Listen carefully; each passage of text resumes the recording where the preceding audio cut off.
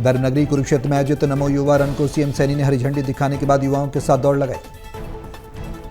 प्रधानमंत्री आदरणीय नरेंद्र मोदी जी ने हमारे सामने विकसित भारत का ये विजन रखा है।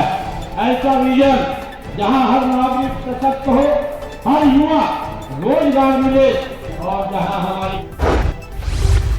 सीएम सैनी बोले, युवाओं को नशे से बचाने के लिए सरकार लगातार प्रयासरत। सीएम ने युवाओं को देश की संपत्ति और शक्ति बताया। एक महत्वपूर्ण हिस्सा है मित्रों, हमारा देश ये युवा शक्ति का देश है। हमारी सबसे बड़ी संपत्ति हमारे युवा है। मित्रों, माननीय प्रधानमंत्री जी ने बार-बार युवाओं को।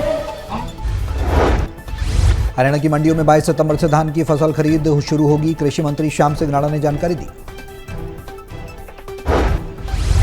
खरीद शुरू हो रही है हमारी जो जीरी धान की, जिसमें हम गरीब की फसल बोलते हैं, और मुख्यमंत्री जी ने उसकी घोषणा कर दी।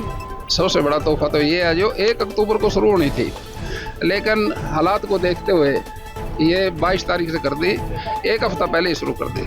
कोई दिक्कत नहीं किसी तरह की, मंडियों में तो पूरा इंतजाम है पहले से। किसानों द्वारा धान कटाई के बाद पराली जलाने को लेकर कृषि मंत्री ने कहा, किसानों को पराली प्रबंधन के लिए सहायता के रूप में 1200 की अनुदान राशि प्रदान की जाएगी।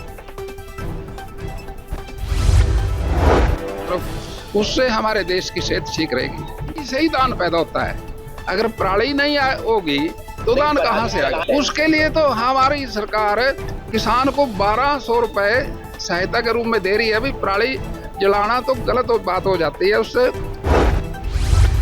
करनाल में किसान मैराथन का आयोजन। कृषि मंत्री श्याम सिंह राणा ने कार्यक्रम में शिरकत की। किसानों और युवाओं ने मैराथन में हिस्सा लिया।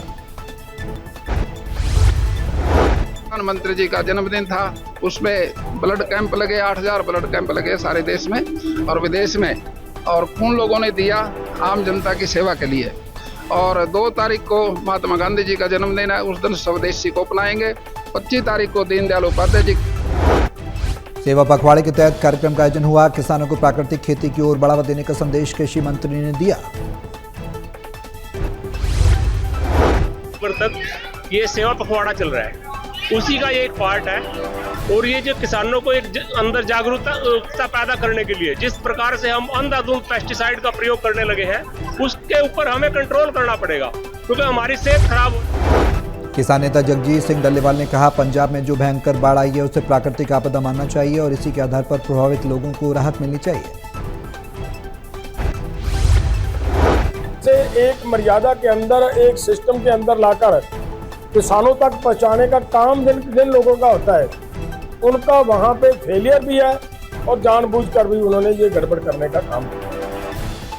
मैं जानबूझकर इसलिए कह रहा हूं कि आपने देखा होगा। किसान नेता ने कहा, धान की फसल उगाने पर किसान को 52,000 प्रति एकड़ खर्च आता है और सरकार किसान को मात्र 6,800 रुपये प्रति एकड़ मुआवजा देती है, जो किसानों के साथ एक मजाक है।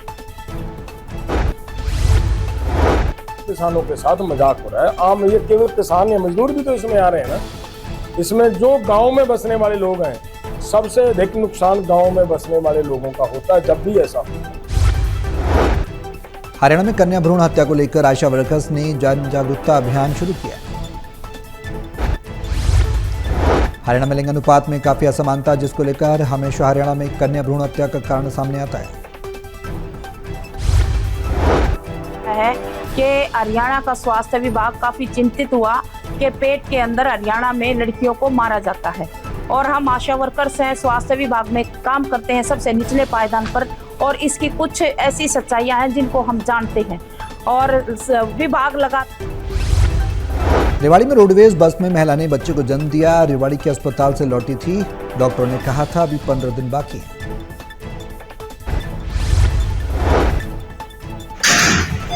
बावल गई थी, बावल से दर्शन किया रेवाड़ी के लिए। रेवाड़ी से बोल दिया कि अभी नहीं, अब बनीपुर की रहने वाली